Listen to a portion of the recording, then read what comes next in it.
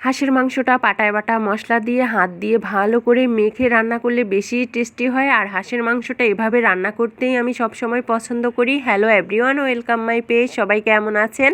অনেক দিন পর রান্নার একটা ভিডিও নিয়ে আসলাম, আশা করি শেষ পর্যন্ত দেখবেন।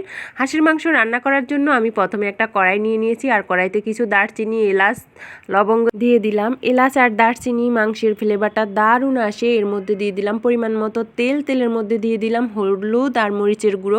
এতে করে মাংসের কালারটা অনেক সুন্দর আসে যদি তেলের মধ্যে হলুদ আর মরিচের গুঁড়োটা দেওয়া যায়। আর লাল একটা যে ভাব আসে মাংসেতে ওই মরিচের গুঁড়োর কারণেই। অল্প মরিচের গুঁড়ো দিলে কিন্তু সুন্দর একটা লাল ভাব চলে আসে তেলের সঙ্গে যদি মরিচের গুঁড়োটা মিক্সড করে দেওয়া যায়।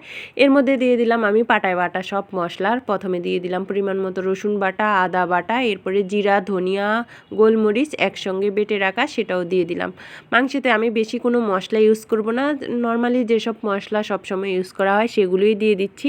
এর মধ্যে দিয়ে দিলাম পরিমাণ মতো পেঁয়াজ কুচি। পেঁয়াজ কুচিটা দিয়ে ভালো করে মেখে নিচ্ছি। সবগুলো মশলা আমি ভালো করে তেলের সঙ্গে মিশিয়ে নিচ্ছি, এতে করে সুন্দর একটা টেস্ট আসে। তো সব সময় তো অন্যরকম করে মাংস রান্না করি, আজকে আমি হাঁসের মাংসটা একদম হাতে মেখেই রান্না করতেছি। ছোটোবেলায় আমাদের বাড়িতে যখন মাংস নিয়ে আসতো, মুরগি হোক বা হাঁস হোক, সব মাংস কিন্তু এভাবে হাতে মেখেই রান্না করতো, একদম মাটির চুলায়। অন্য রকমের একটা ফ্লেভার আসতো, মানে মাংস রান্না করলে অনেক দূর থেকেই বোঝা যেত যে মাংস রান্না করা হচ্ছে। সেই ফ্লেভারটা কিন্তু এখন আর পায় না।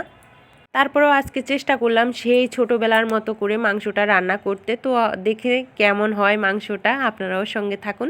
তো মশলার সঙ্গে আমি মাংসটাকেও ভালো করে মেখে রেখে দিব আধা ঘন্টার মতো, তাহলে মশলাটা মাংসের ভিতরে চলে যাবে।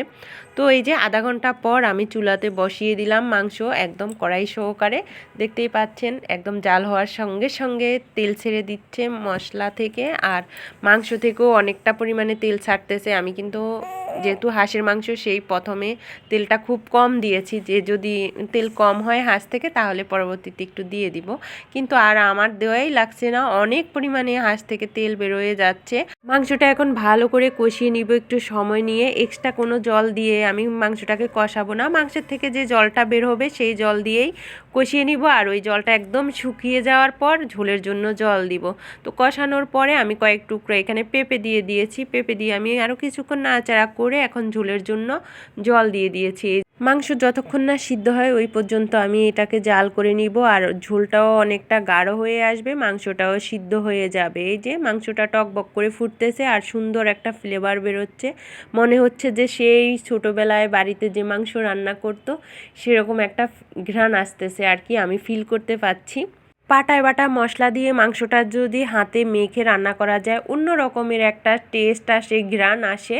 আমি তো বিভিন্ন ধরনের বিভিন্নভাবেই মাংস রান্না করি, এক একটা টেস্ট এক এক রকম, কিন্তু আমার কাছে হাতে মেখে যদি মাংসটা এভাবে রান্না করা হয় তাহলে অন্য রকমের একটা স্বাদ ঘ্রাণ আসে।